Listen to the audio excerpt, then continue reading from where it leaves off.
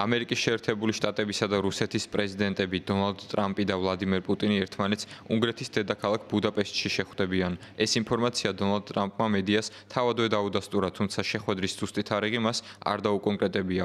მოულოდნელი გადაწყვეტილება მოჰყვა პრეზიდენტ პუტინთან მის თითქმის 2 საათნახევრიან სატელეფონო საუბარს, რომელიც შეერთებული შტატების პრეზიდენტის თქმით ძალიან პროდუქტიული იყო. როგორც ჩანს, ახლო აღმოსავლეთში ისრაელსა და ჰამასს შორის ცეცხლის შეწყვეტის შესახებ შეთანხმების პირველი ფაზის წარმატებით დასრულების შემდეგ, დონალდ ტრამპის ადმინისტრაცია ამორჩევლისადმი მიცემული კიდევ ერთი საარჩევნო დაპირების რეალობად ქცევას გეგმავს. უკრაინაში რუსეთის სრულმასშტაბიანი ომის დასრულებაზე თეთრ სახლში ფიქრი კვლავ განაახლეს. მე და პრეზიდენტი პუტინი ერთმანეთს უნგრეთში შევხვდებით. ვიქტორ ორბანი გვიმასპინძლებს. ახლა ნამდვილად არის შეხვედრის დრო. შეეცადა თუ არა პრეზიდენტი პუტინი ტომაჰავკების გაყიდვაში გადაერწმუნებინეთ? რა თქმა უნდა, რას ფიქრობთ, რას მეტყოდა? მთხოვდა რომ უკრაინისთვის ტომაჰავკები მიმეცა? სინამდვილეში კი უთხარი, პრობლემა ხომ არ იქნებოდა მისი მოწინააღმდეგისთვის რამდენიმე 1000 ტომაჰავკი რომ მიმეცა. პირდაპირ ასე ვკითხე და მას ეს იდეა არ მოეწონა. ხანდახან ცოტა უნდა იხალისო, მაგრამ ფაქტია, რომ მას ეს არ მოეწონა. ტომაჰავკი საშიში იარაღია და არავის სურს მისი სამიზნე გახდეს. ბოლო რამდენიმე დღის განმავლობაში დონალდ ტრამპმა და ამერიკის შეერთებული შტატების ომის დეპარტამენტის მდივანმა პიტ ჰექსეთმა არაერთხელ აღნიშნეს, რომ უკრაინისთვის ტომაჰავკების გადაცემის შესაძლებლობას განიხილავდნენ. 15 ოქტომბერს კი შეერთებული შტატების პრეზიდენტმა მედიას განუცხადა, რომ იარაღის გადაცემასთან დაკავშირებით 17 ოქტომბერს უკრაინის პრეზიდენტს აუცილებლად გაესაუბრებოდა. ვოლოდიმირ ზელენსკი კი უკვე ვაშინგტონშია. შეიცვლება თუ არა ოვალურ კაბინეტში პრესკონფერენციისას დონალდ ტრამპის რიტორიკა ჯერ უცნობია, თუმცა რაც რუსეთის პრეზიდენტის თანაშემწისგან იური უშაკოვისგან ვიცით, ისაა, რომ დონალდ ტრამპი ვლადიმერ პუტინს დახპირდა, რომ სატელეფონო საუბრის დროს მოხმობილ არგუმენტებს უკრაინის პრეზიდენტთან შეხვედრის დროს გაითვალისწინებდა. უკრაინისთვის ტომაჰავკის ფრთოსანი რაკეტების შესაძლო მიწოდების საკითხი განიხილეს.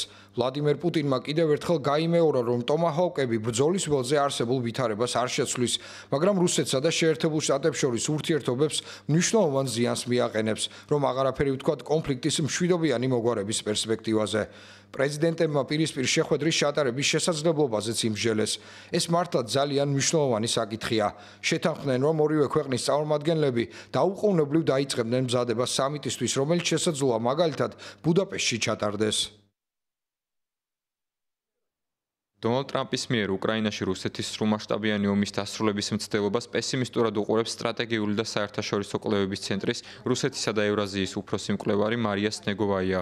მკვლევარი თვლის, რომ იმ მასშტაბის იერიშები, რომლებიც მოსკოვს ახლა უკრაინის ტერიტორიის სიღრმეებში ენერგეტიკულ ინფრასტრუქტურაზე მიაქვს, სრულად ვერ შეჩერდება და პუტინის მსადყოფნის შემთხვევაშიც კი კრემლი უკრაინის დესტაბილიზაციას ქვეყნის შიგნიდან შეეცდება. სხვა ექსპერტებისგან განსხვავებით, ჩვენ ვფიქრობთ, რომ მოახლოეს მომავალში დაუყოვნებლივი ცეცხლის შეწყვეტის მიღწევის ალბათობა ძალიან დაბალია. ეს ერთ-ერთი ყველაზე ნაკლებად სავარაუდო სცენარია მათ შორის, რაც არსებობს.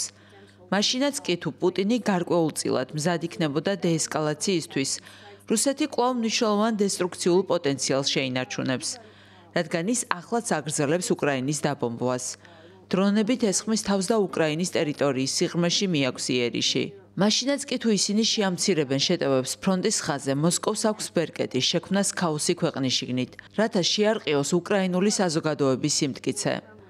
ცეცხლის შეწყვეტის შეთანხმების მისაღწევა და კრემლის ამ პროცესში გულწრფელი ჩართულობისთვის რუსეთში არსებული ვითარება მკვეთრად უნდა გაუარესდეს. ეკონომიკურად და ეს შესაძლებელია სანქციების.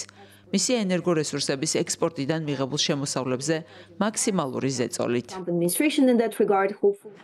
ამერიკის შეერთებული შტატებისა და უკრაინის პრეზიდენტებს დონალდ ტრამპსა და ვოლოდიმირ ზელენსკის შორის თეთრ სახლში შეხვედრა თბილისის დროით საღამოს 9 საათია დაგეგმილი. ლიდერები სავარაუდოდ ოვალურ კაბინეტში ერთობლივ პრესკონფერენციას ჩაატარებენ, რის შემდეგაც შეხვედრა დახურულ კარს მიღმა გაგრძელდება.